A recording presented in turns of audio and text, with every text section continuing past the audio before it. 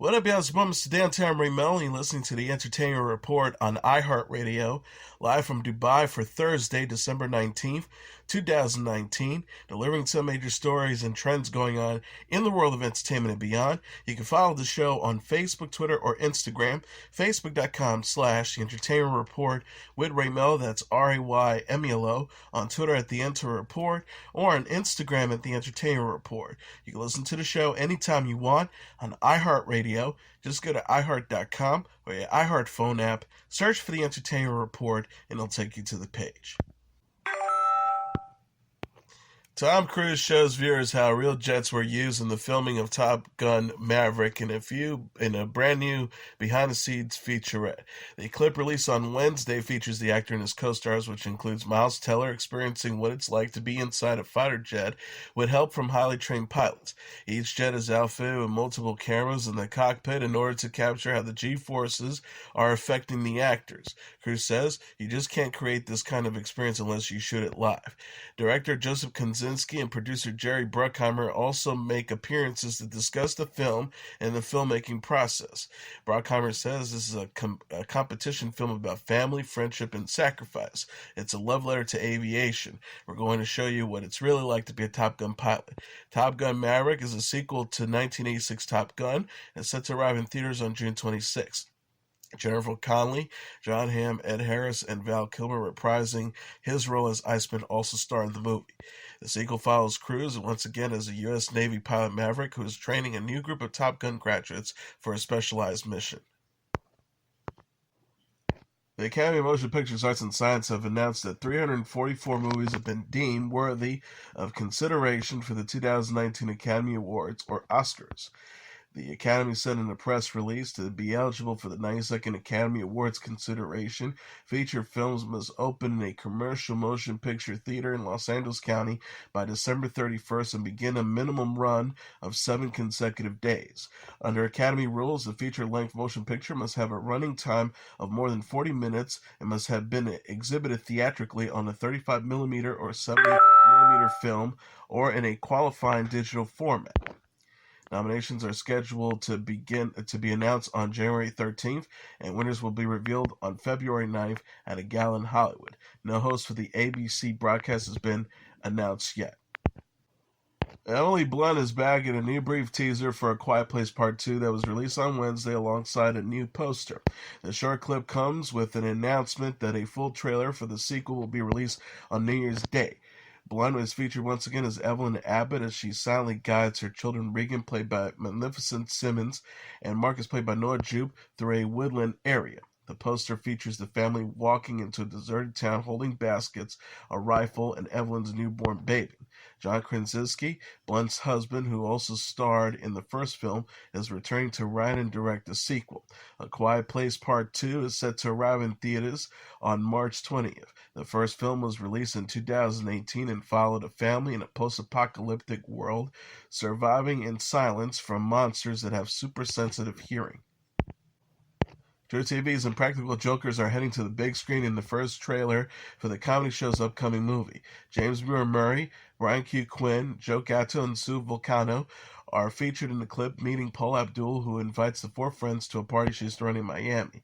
The group discovers that Abdul has only sent over 3 tickets to the event, however, resulting in Murray, Quinn, Gatto, and Vulcano once again challenging each other to compete in the comedy-based hidden camera challenges to see who gets to attend the party. Quinn is given a broken-down car on the side of the road and must ask for help. A stranger offers assistance, which leads to Quinn revealing to him that he has drugs and money in the car. Gatto, meanwhile, pretends to be a man who has been stuck in a cave since the 1980s.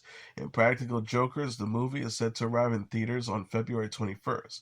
Chris Henchy is serving as the director.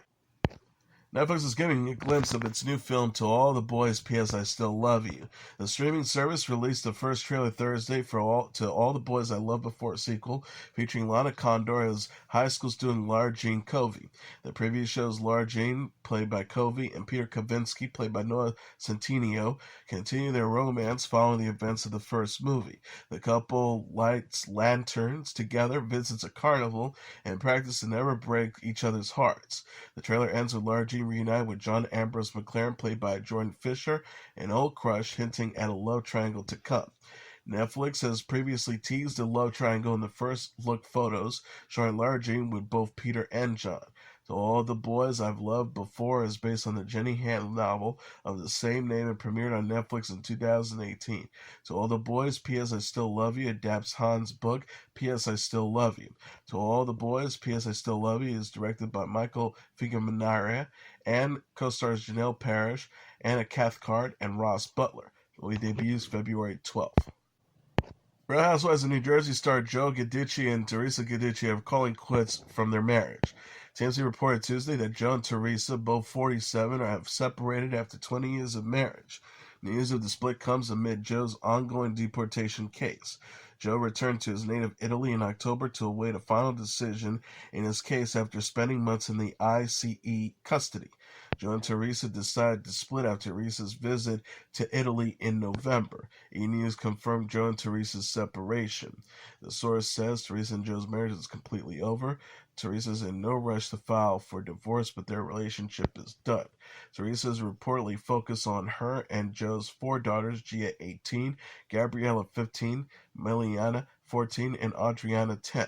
People say Joe and Teresa's separation is amicable. An insider says they discussed their future with Teresa and the girls, went to Italy in early November, and they agreed that each had to move on. They are doing so amicably and very slowly.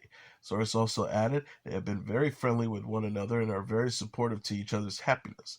They still love one another, but neither is interested in a long-distance relationship.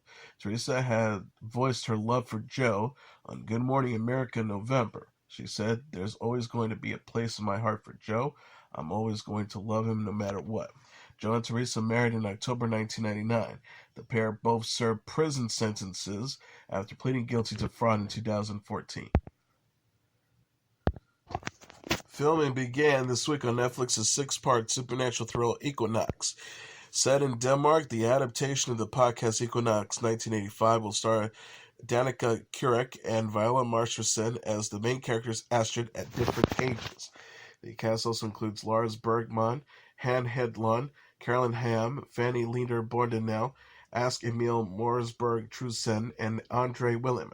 Tia Lindenberg created the series about a young woman whose sister and school class mysteriously disappeared in 1999 when Astrid was 9 years old. The story takes place in the present, but also flashes back 20 years as Astrid attempts to figure out what happened. Lindenberg said in a press release, "We feel so lucky to have this talented team of actors. It's so exciting to meet this story, which has been with me for so long, coming to life in such a beautiful way." Savannah Guthrie is pleased with the progress she's made since her eye surgery. The Today host gave an update on her health on the show Wednesday. Guthrie underwent retinal detachment surgery last week after injuring her right eye during an incident with her 3-year-old son Charlie. Guthrie called into the show from home while her doctor, Dr. Donald D'Amico, appeared in studio. Guthrie said of D'Amico, "I'm so pleased because yesterday we saw each other again. He gave me a good report and said everything is just as it should be. I don't have my vision back yet, but I'm going to get it back. Everything's on track."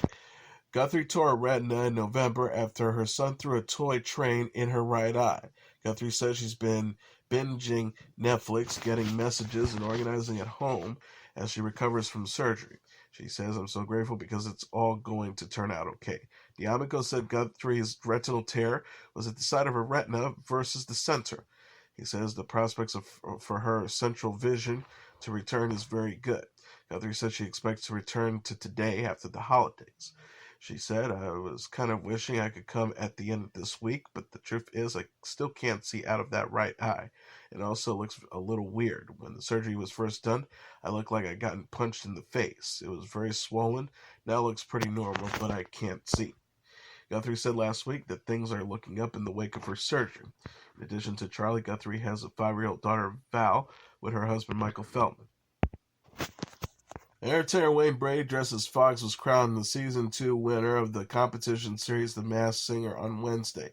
The comedian television personality, who also starred in Broadway's Kinky Boots, beat out fellow finalists Rockweiler, played by Chris Doherty, and Flamingo, played by Adrienne Ballon, for the honor. The Let's Make a Deal host said, "This has been the coolest, most amazing, most touching, most challenging, weirdest experience. And I host Let's Make a Deal. I'm going to take this with me forever." Brady said as he collected his Golden Mask trophy. Among the other celebrities who competed in disguise or eliminated earlier in the contest were Patti LaBelle, Michelle Williams, Seal, Layla Ali, Paul Schaefer, Dr. Trupinski, Sherry Shepard, Raven Simone, Johnny Weir, Kelly Osbourne, and Anna Gasteyer. Nick Allen hosted the show, while Jenny McCarthy, King John, Robin Thicke, and Nicole Scherzinger served as the judges. Robert T. Payne won Season 1 of The Masked Singer. Liam Payne says his recent reunion with Harry Styles was a beautiful experience. The 26-year-old singer discussed his reunion with Styles, his former One Direction bandmate, and his debut solo album LP1 during Wednesday's episode Today. Payne and Styles came to fame with the boy band One Direction, which has been on an indefinite hiatus since December 2015. The group also consists of Liam Payne and Louis Tomlinson. Payne says, "I speak to them every so often. I actually saw Harry for the first time in 3 years the other day. We were on the same show together." He said of seeing Styles, "It was beautiful. You have some friends. No matter how long you spend apart, it feels exactly the same when you get there. I think that makes you best friends, really." Payne released LP1 this month, which includes the singles Strip That Down, Get Low, Bedroom Floor, Familiar, and Stack It Up. He says releasing solo music comes with a very new kind of pressure. He says, "I feel like there's so much pressure on. In some ways it's easier because it's not as hard to manage just yourself, but it was when there were 4 other rowdy lads running around. Whereas now, it's a lot more pressure on you coming up with the stuff and the different ideas and whatever else." Payne performed his song Live Forever on Tuesday's episode of The Tonight Show starring Jimmy Fallon. Styles released his second solo album, Fine Line, last week. He discussed the personal album Wednesday on The Ellen DeGeneres Show. Following reports, the album is about a breakup. Rapper Tekashi 6ix9ine was sentenced Wednesday to 2 years in prison after previously pleading guilty to racketeering, firearms, and drug trafficking charges. The 23-year-old performer, born Daniel Hernandez, was sentenced by U.S. District Court Judge Paul Engelmeyer to 2 years in prison following 5 years of supervised release and 300 hours of community service. 6ix9ine has already served 13 months, meaning he could be released in 11 months. Engelmeyer says in his decision that 6ix9ine was a central figure in a vicious and brutal gang and used the 9 Trey gang as a personal hit squad. The rapper had faced up to 47 years in prison for his connection to a series of shootings and assaults around New York City, but prosecutors recommended a lighter sentence after he cooperated with investigators and testified against 9 Trey gang members Anthony Harv Ellison and Jeremiah Nuke Mack in October. Engelmeyer said in the court, "Your cooperation was impressive, it was game-changing, it was complete, and it was brave." 6ix9ine hit the music scene in 2017 with the release of the single Gummo and its music video. He collaborated with Nicki Minaj on 2018's song Fifi and released his first studio album Dummy Boy in November of that year. Rock bands Def Leppard, Motley Crue, and Poison are adding new dates to their 2020 tour. The group announced Wednesday that they will perform 7 additional shows on their stadium tour in the summer. The new dates take prior to the previously announced starting point of July 7th in Miami, Florida. Def Leppard, Motley Crue, and Poison will now kick off the tour June 21st in San Antonio, Texas.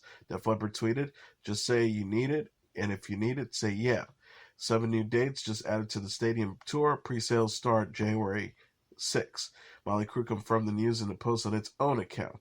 The band wrote, "The stadium tour summer 2020. Record-breaking sellouts lead to additional stadiums. Pre-sales will begin January 6, 2020. Def Leppard singer Joe Elliott said in his statement, "The word on the street was that fans were overly excited about the stadium tour even before it was announced. Well, it's out there now and it keeps getting bigger and bigger. This is going to be a monster of a tour." Def Leppard, Motley Crue, and Poison initially announced the tour this month. The trio will be joined by Joan Jett and the Blackhearts.